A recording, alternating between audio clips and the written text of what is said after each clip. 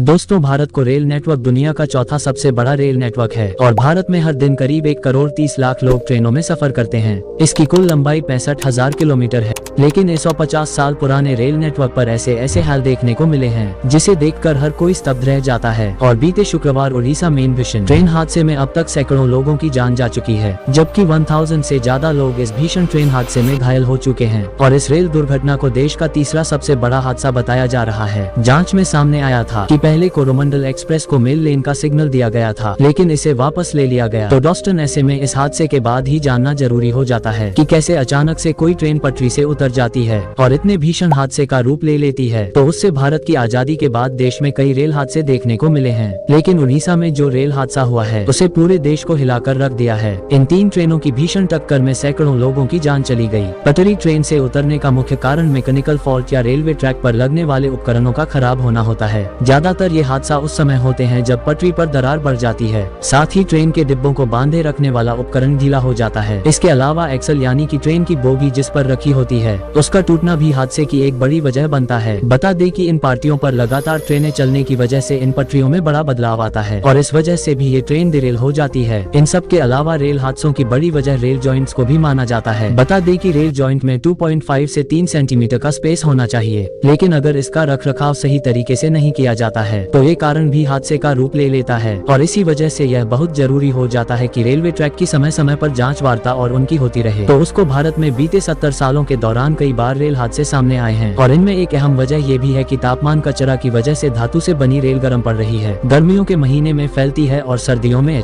और इन्हें regular maintenance की जरूरत होती है और थोड़ी सी भी लापरवाही बरतने पर रही है एक बड़े हादसे का रूप ले लेती है। इसके अलावा रेल हादसों के लिए रखरखाव और पैसों की कमी भी एक बड़ी वजह होती है और ओवर स्पीड ट्रेन के पटरी से उतरने की एक बड़ी वजह बन सकती है। रेलवे की सुरक्षा पर सरकार की एक रिपोर्ट में पाया गया कि 2019-20 के दौरान रेल दुर्घटनाओं में 70% मामलों में हादसे का कारण ट्रेन का पटरी से उतरना रहा है। इस रिपोर्ट में पटरी से उतरने के कारण 40 दुर्घटनाओं की जांच पड़ताल की गई थी, जिसमें 33 पैसेंजर ट्रेन थी और 7 मालगाड़ियां थी और इसमें 17 घटनाएं ट्रैक की खराबी की वजह से हुई थी और इन ट्रेन की पटरी में टूट फूट या पटरी धंस जाने वाली गड़बड़ियां हो सकती है। साथ ही दोस्तों, भारत की ट्रेनों में एंटी डिवाइस लगाने की चर्चा बहुत होती रहती है, लेकिन बताया जाता है कि यह डिवाइस केवल 2 प्रमुख मार्ग दिल्ली कोलकाता और दिल्ली मुंबई के बीच ही लगाई गई है। दिल्ली कोलकाता और दिल्ली मुंबई के बीच ही लगाई गई है, तो देखा जाता है एक छोटी सी गलती या लापरवाही की वजह से भी बड़ा ट्रेन हादसा हो सकता है। दोस्तों, इस ट्रेन हादसे के बारे में आपकी क्या राय है, कमेंट करके जरूर बताएं और ऐसी ही वीडियो देखने के लिए हमारे चैनल को सब्सक्राइब जरूर करें। धन्यवाद।